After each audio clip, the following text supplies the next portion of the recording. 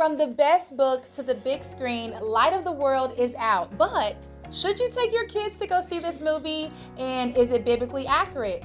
What are some things that I loved about this movie? And what are some things that I would have loved to have seen? All of that and more coming to you right now. If you're new here, my name is Brianna, and I want to welcome you to the Brown Bear Book Club, where we're all about empowering you with resources for young children. Go ahead and hit that like and subscribe button if you enjoy content like this. Before we get started, our book of the day is the Bible, and I'm going to put some wonderful children's Bibles in the description box below. And if you love children's books, my latest book is The Little Bird Who Wanted to Fly, and it teaches kids the importance of trusting God's timing, patience, and perseverance. But let's get right into today's review. So the first thing is, what age group would I recommend for this movie? And should kids go see this movie? It is definitely for kids, and I would say 3 and up is pretty good. It's very captivating, very fast paced, which will keep a lot of kids captivated because it's going from one scene to another, but it's definitely for kids.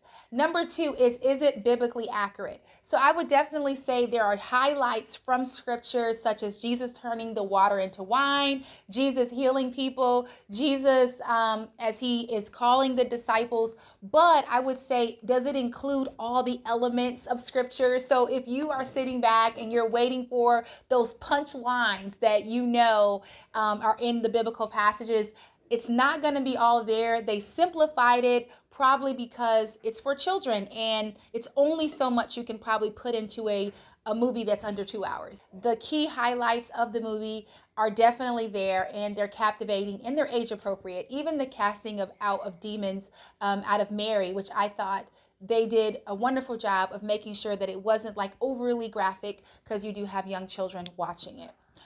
Number 3 is things that I love. They did a great job of capturing what was happening in history, how many people were expecting, the Messiah to come and come against the Roman government, but that wasn't what Jesus was on the mission for. And the movie captured that beautifully, that message of what Jesus came for, which was for the lost. And I really enjoyed that. And he took the time to explain that to John. And another thing that I also loved was the salvation, the call for salvation. At the end of the movie, there is a person who decided that he wanted to be saved. And then you have John literally walking him through this beautiful salvation poem, and you see this happening. And I thought that was so awesome.